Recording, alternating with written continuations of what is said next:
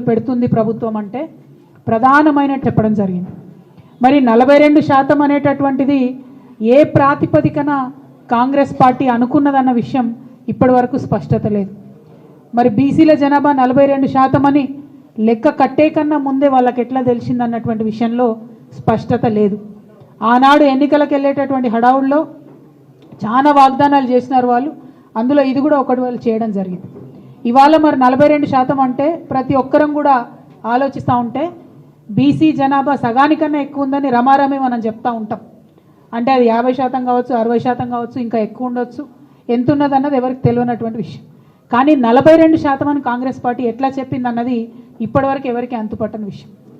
సరే చెప్తే చెప్పారు, కానీ మరి ఆ 42% కూడా ఇవ్వకుండా మీరు ఎన్నికలకు పోయే ప్రయత్నం చేస్తున్నారా? ఈ ప్రశ్న ఇవాళ అందరి మెదడులో కూడా ఉన్నటువంటి పరిస్థితి.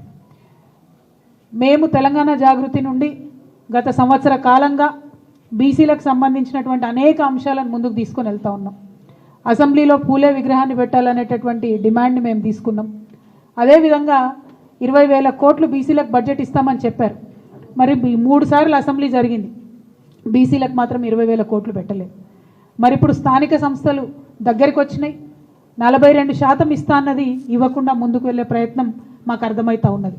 కాబట్టి ఇవాళ ప్రశ్నిస్తూ ఉన్నాం, మీరు ఎట్టి పరిస్థితుల్లో కూడా మీరు చెప్పినట్టుగా 42% ఇవ్వకుండా ముందుకు వెళ్ళే ప్రసక్తే లేదు. మిమ్మల్ని మేము వెళ్ళనీయం.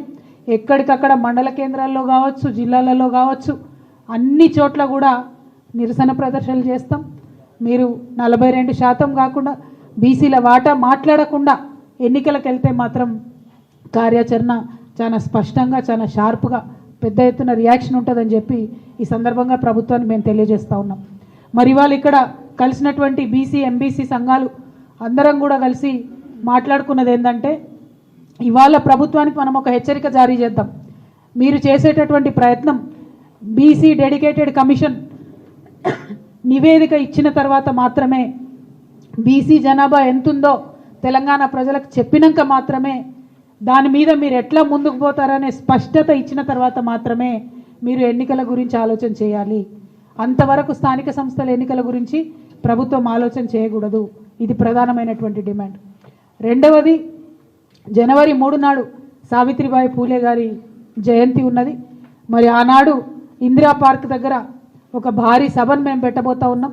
ఆ సభలో అన్ని బీసీ కమ్యూనిటీస్కి సంబంధించినటువంటి ప్రతినిధులు, నాయకులు, ప్రజలు పెద్ద ఎత్తున హాజరవుతారు. ఆనాడు ఇంకా స్పష్టంగా మా కార్యాచరణ కూడా మేము చెప్తాం. బీసీ డెడికేటెడ్ కమిషన్కి సంబంధించిన సమయం 30వ తారీఖు నాడు అయిపోతూ ఉన్నది.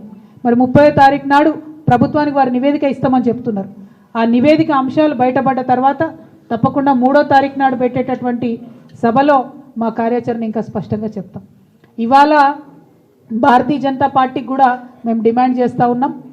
మీరు జనాభా లెక్కలు చేపట్టబోతూ ఉన్నట్టుగా తెలుస్తూ ఉంది.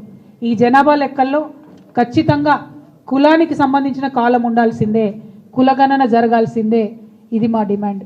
దీనికి సంబంధించి కూడా అన్ని కమ్యూనిటీసు ఏకకంఠంతో చెప్తున్నటువంటిది. ఇవాళ కొంచెం ఈ ప్రెస్ మీట్ ఫార్మాట్ మారుస్తూ ఉన్నాం. నేను మాట్లాడినాను, ప్రధానమైనటువంటి అంశాలు మా అందరిది ముక్త కంఠంతో కోరుకునే మేము చెప్పినాం.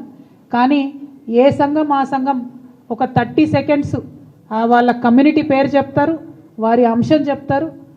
ఆ విషయాన్ని కొద్దిగా మన పత్రికా మిత్రులందరూ కూడా ఓపికతో వినవలసిందిగా